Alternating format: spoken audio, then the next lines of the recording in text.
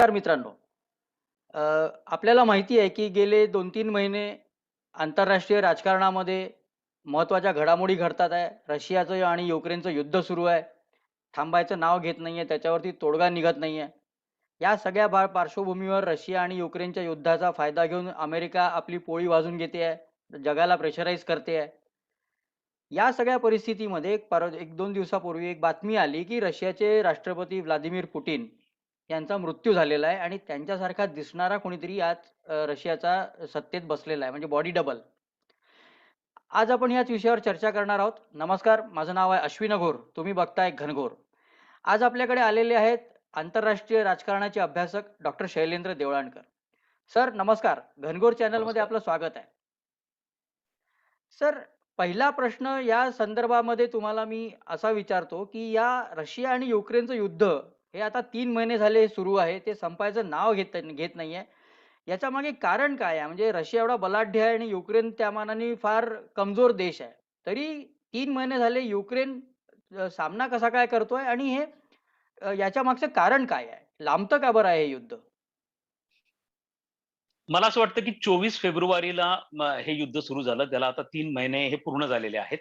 ह्या युद्धाच्या पूर्वी रशियाचे जे कॅल्क्युलेशन्स होते, ते साधारणतः असे होते की हे युद्ध आठवड्याभरामध्ये त्यांना जिंकता येणं शक्य आहे. याचं कारण असं होतं की यापूर्वी 2014 मध्ये जेव्हा रशियाने युक्रेनचाच एक भाग क्रामिया हा आपल्या ताब्यामध्ये घेतलेला होता लष्करी कारवाई करून. त्यावेळेला ती कारवाई 2 ते 3 दिवसांमध्ये पूर्ण झालेली होती.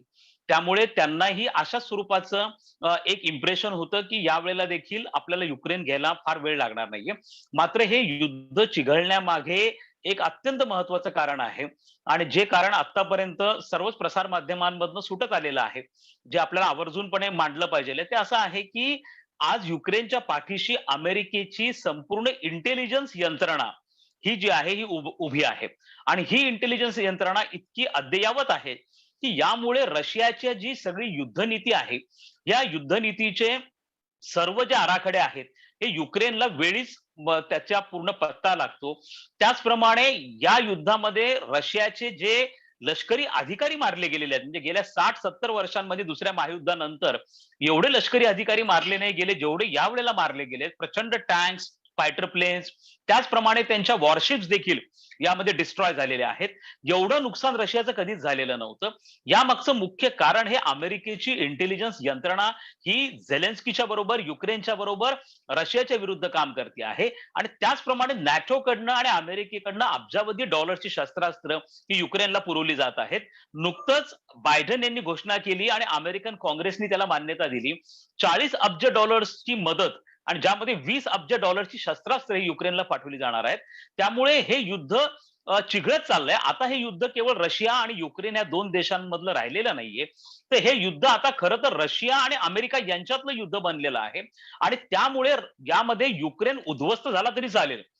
पण कोणत्याही परिस्थितीमध्ये रशियाला आर्थिकदृष्ट्या मोडून काढायचं, त्या रशियाला आर्थिकदृष्ट्या संपवायचं, ही यामागे अमेरिकेची रणनीती आहे आणि जोपर्यंत त्यांचा हा उद्देश साध्य होत नाही, तोपर्यंत हे युद्ध संपेल असं मला वाटत नाही. सर 1-2 दिवसापासून अशी बातमी ब्रिटनची जी इंटेलिजन्स एजन्सी आहे MI6 त्यांनी एक माध्यमांमध्ये बातमी पेरलेली आहे, की रशियाचे राष्ट्रपती व्लादिमीर पुतिन यांचा मृत्यू झालेला आहे आणि त्यांच्यासारखाच दिसणारा एक माणूस म्हणजे त्यांचा बॉडी डबल हा पुतिन म्हणून सध्या वावरतोय आणि रशियामध्ये सगळं तो सांभाळतोय. या बातमीमध्ये कितपत तथ्य आहे? ते मला असं वाटतं, की ही जी बातमी आहे, हा एक ज्या पद्धतीने मी तुम्हाला सांगितलं, की रशिया आणि युक्रेन यांच्यामधलं युद्ध हे वेगवेगळ्या पातळ्यांवरती लढलं जात आहे.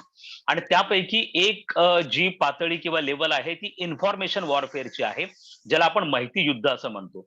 म्हणजे एकाच वेळेला इथं ज्याला आपण हायब्रिड वॉर देखील चाललेला आहे आणि या हायब्रिड वॉरमध्ये काही मर्सिनरीज आहेत, ते मर्सिनरीज देखील फाईट करतायत, सोल्जर्स फाईट करतायत आणि त्याचप्रमाणे प्रसार माध्यमांमध्ये देखील एक प्रकारची स्पर्धा याच्यामध्ये लागलेली आहे आणि हे एक त्या लेवलला देखील युद्ध खेळलं जात आहे.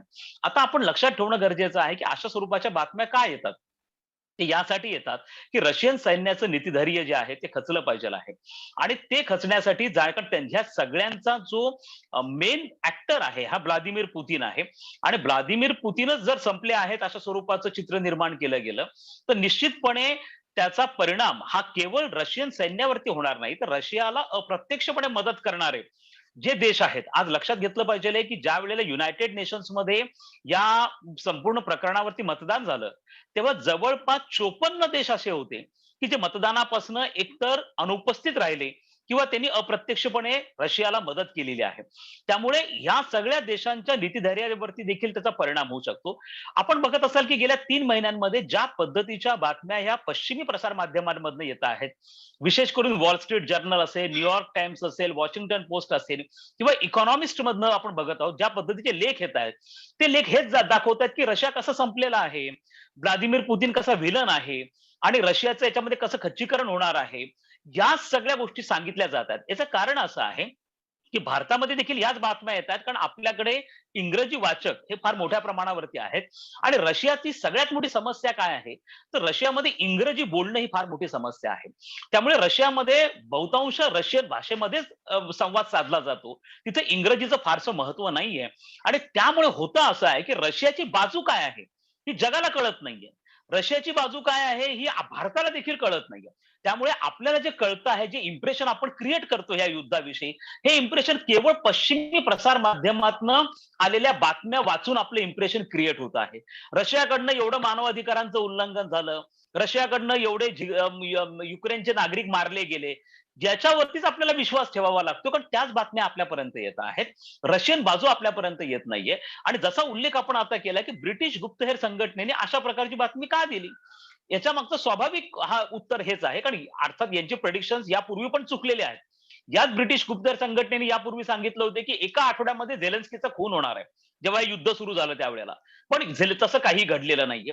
त्यामुळे ह्या स्वरूपाने अशाच प्रकारचं वातावरण तयार करणं, खळबळ माजवून देणं आणि ही खळबळ माजवल्यानंतर एक पद्धतीने रशियाला मदत करणाऱ्या देशांच्या मनोधैर्यावरती परिणाम व्हावा, रशियन सैन्याच्या मनोधैर्यावरती परिणाम व्हावा, अशा पद्धतीचे वातावरण आहे. याचं कोणतंही दुजोरा किंवा स्पष्टीकरण हे रशियाकडनं आलेलं नाहीये. त्यामुळे या गोष्टीवरती मला असं वाटतं विश्वास ठेवण्यामध्ये कोणत्याही प्रकारचं लॉजिक नाहीये.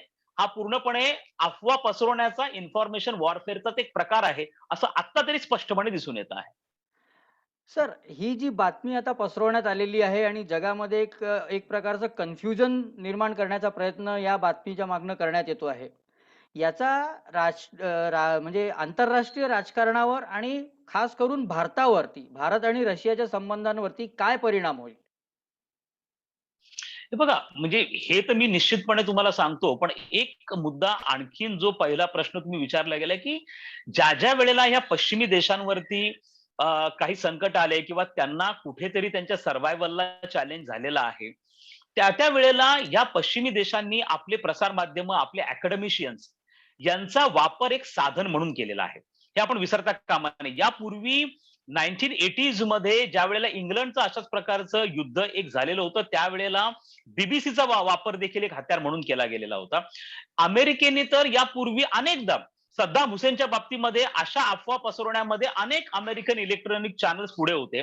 सद्दाम हुसेनला कशा पद्धतीने तो वाईट आहे, तो कशा पद्धतीने व्हिलन आहे ठरवण्यासाठी अख्खं अमेरिकन प्रसार माध्यम, गुप्तहेर संघटना देखील त्याच्या उभ्या होत्या. तर ज्या वेळेला मग दहशतवादाचा मुद्दा देखील असेल, पश्चिमी प्रसार माध्यम किंवा पश्चिमी देशांचा सर्व्हायव्हलचा जेव्हा प्रश्न येतो, त्यावेळेला हे सगळेजण एकत्र होतात. त्यामुळे हा मुद्दा लक्षात घेणं गरजेचं आहे. आणि दुसरा जो मुद्दा आपण उपस्थित केलेला आहे, की याचे परिणाम काय होतील? ते याचे ही युद्ध कधी संपेल हे अजून सांगता येत नाहीये. परंतु याचे काही गंभीर नकारात्मक परिणाम आता समोर यायला लागलेले आहेत. आणि ते मात्र अत्यंत चिंताजनक आहेत. त्यातला पहिला परिणाम जो दिसतोय, की संपूर्ण आंतरराष्ट्रीय राजकारणामध्ये किंवा संपूर्ण आंतरराष्ट्रीय समुदायातल्या देशांमध्ये एक पद्धतीचं भीतीचं वातावरण आहे, असुरक्षिततेचं वातावरण आहे, अविश्वासाचं वातावरण आहे. आणि ते का निर्माण झालेलं आहे, की आता या युद्धाला 3 महिने पूर्ण झालेले आहेत, परंतु युक्रेनच्या प्रत्यक्ष मदतीला कोणताही देश आलेला नाहीये. नॅटो आलेली नाहीये, अमेरिका आलेलं नाहीये. अप्रत्यक्षपणे मदत करता येते, पण प्रत्यक्ष मदत कोणीही करत नाहीये. संयुक्त राष्ट्र संघटनेसारखी मोठी, जगातली सगळ्यात मोठी संघटना देखील इथे निष्प्रभ ठरल्यासारखं आपल्याला दिसून येतं. ते फक्त रिझोल्युशन्स पास करतात. त्या रिझोल्युशनचा काडी मात्र उपयोग हा त्या युद्धावरती होत नाहीये. मानव अधिकार सभा असेल, G20 असेल, G7 असेल, कोणीही हे युद्ध थांबवू शकत नाहीये. त्यामुळे एक मेसेज असा गेलेला आहे, की उद्या चीनचे भूतानबरोबर सीमा वाद आहे. भूतान अत्यंत छोटासा देश आहे.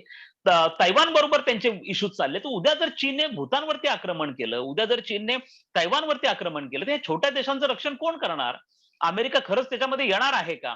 त्यामुळे ह्या सर्व देशांमध्ये एक पद्धतीचं भीतीचं, असुरक्षिततेचं वातावरण आहे. त्यामुळे देश आता आत्मनिर्भर बनायला लागलेत. ते आता मोठ्या देशांच्या मदतीवरती विसंबून नाहीयेत. त्यामुळे बऱ्याच देशांनी आपल्या संरक्षणावरचा खर्च वाढवलेला आहे. नुकतंच जर्मनीने घोषणा केली की आम्ही $100 अब्ज आमच्या संरक्षणावरती खर्च करू. जपानने घोषणा केलेली आहे की आम्ही आता अण्वस्त्र बाळगू. दक्षिण कोरियाने सांगितलेलं आहे की आम्ही पण आता अण्वस्त्र बाळगण्याच्या दिशेने जातो आहोत. ऑस्ट्रेलियाने सांगितलं की आम्हाला न्यूक्लिअर सबमरीन्स पाहिजेल आहेत. याच्यातनं एक जीवघेणी शस्त्रास्त्र स्पर्धा आंतरराष्ट्रीय समुदायात वाढायला लागलेली आहे. याच्यातनं एक प्रचंड मोठं आण्विक स्पर्धाही वाढायला लागलेली आहे. आणि पुन्हा एकदा शीतयुद्धकालीन वातावरण तयार झालं. हा पहिला परिणाम. दुसरा परिणाम मी अगदी थोडक्यात तुम्हाला सांगतो, की जी जगामध्ये प्रभावी असणारी डॉलर बेस्ड फायनान्शियल सिस्टम आहे. त्या डॉलर बेस्ड फायनान्शियल सिस्टमला कुठेतरी धक्का लागलेला आहे. आपल्याला कल्पना आहे, की जवळपास स्विफ्ट ही जी फायनान्शियल यंत्रणा आहे, जवळपास 11,000 जवळपास 100 देशांमधल्या 11,000 संस्था ही स्विफ्ट फायनान्शियल प्रणाली वापरतात. पण आता 100 पेक्षा जास्त देश संस्थांनी पॅरलल किंवा पर्यायी फायनान्शियल सिस्टम वापरायला सुरुवात केली आणि लोकल करन्सीमध्ये ट्रेडिंग सुरू केलेली आहे. रशियाने सांगितलंय की आम्ही जे तेल युरोपला विकतो, नॅचरल गॅस विकतो, त्याचं पेमेंट युरोपियन देशांनी रुबलमध्ये आता केलं पाहिजे आणि 1 एप्रिल पासून रशियाने रुबलमध्ये पेमेंट घ्यायला सुरुवात केली आहे.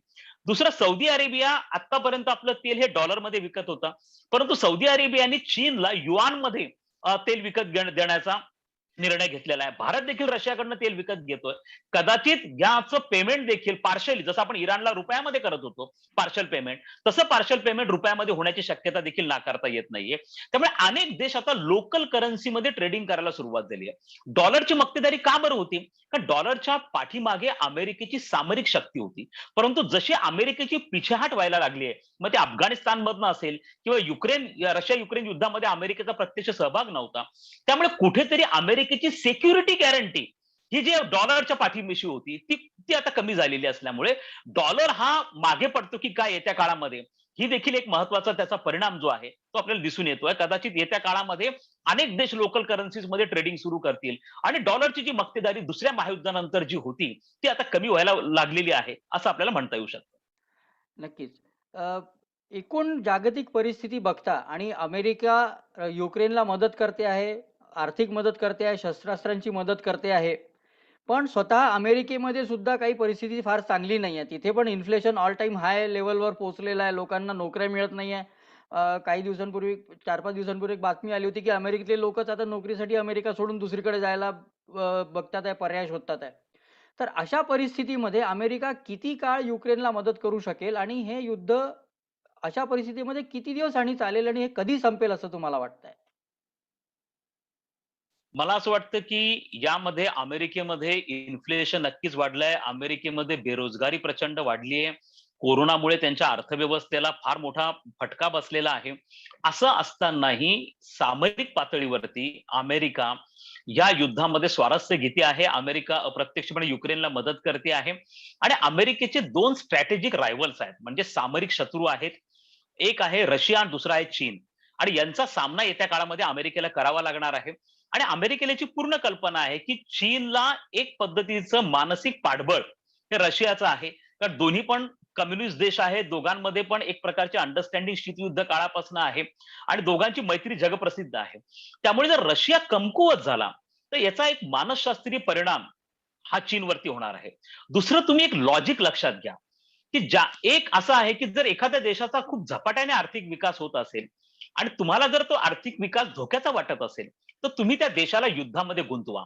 आणि युद्धामध्ये त्याचे रिसोर्सेस वापरले जातात आणि त्याची आर्थिक प्रगतीचा जो मार्ग आहे तो डेव्हिएट होतो आणि तो कुठेतरी त्याच्यामध्ये व्यत्यय निर्माण होतो. अशाच पद्धतीने आता अमेरिकेचं चॅलेंज जसं चायना आहे, तसं जसं ज्यांनी क्वाडला पुन्हा एकदा अमेरिकेने रिजुव्हनेट केलंय. का केलेलं आहे? क्वाडमध्ये एवढा अमेरिका इंटरेस्ट का घेतो आहे? कारण कुठेतरी अमेरिकेला चीन बरोबर संघर्ष व्हावा असं वाटतंय. कारण 2050 पर्यंत चीन हा जगातली सगळ्यात मोठी आर्थिक महासत्ता बनणार आहे. आणि ते अमेरिकेला चॅलेंज आहे. अमेरिकेला चीन रिप्लेस करू शकतो आणि अमेरिकेला हे सहन होणार नाही, कारण अमेरिका ही जगातली सेकंड वर्ल्ड वॉर नंतरची डॉमिनंट पॉवर आहे आणि ते स्थान चीनला देण्याची त्यांची अजिबात इच्छा नाहीये. त्यामुळे चीनला जर तुम्हाला कमकुवत करायचं असेल तर चीनला युद्धात ओढा.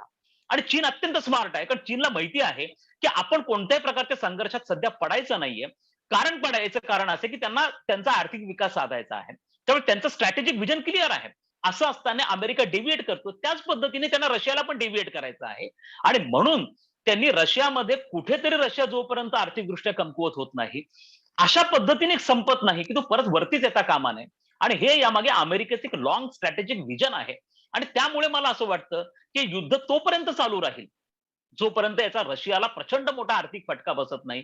भले की याच्यामध्ये युक्रेन उद्ध्वस्त झाला तरी चालेल, हजारो नागरिक मेले तरी चालतील, परंतु आता हे युद्ध रशिया आणि अमेरिकेतलं झालेलं असल्यामुळे आता हे युद्ध इतक्या लवकर संपेल असं मला वाटत नाही. आणि जरी फॉर्मली संपलं तरी प्रॉक्सी वॉर जे आहे रशिया आणि युक्रेन मधलं, ते प्रॉक्सी वॉर कंटिन्यू राहील. हा त्याच्यातला एक महत्वाचा मेसेज आहे असं मला वाटतं. नक्कीच. सर, आज आपण आलात आणि आमच्या प्रेक्षकांना या अतिशय महत्त्वाच्या मुद्द्याबद्दल इतकं विस्तृत आणि सखोल विवेचन करून माहिती दिलीत, त्याबद्दल आपले खूप खूप धन्यवाद. धन्यवाद. थँक मित्रांनो, हा व्हिडिओ तुम्हाला आवडला असेल तर लाईक करा, शेअर करा आणि घनघोर चॅनलला जास्तीत जास्त सबस्क्राईब करा. धन्यवाद.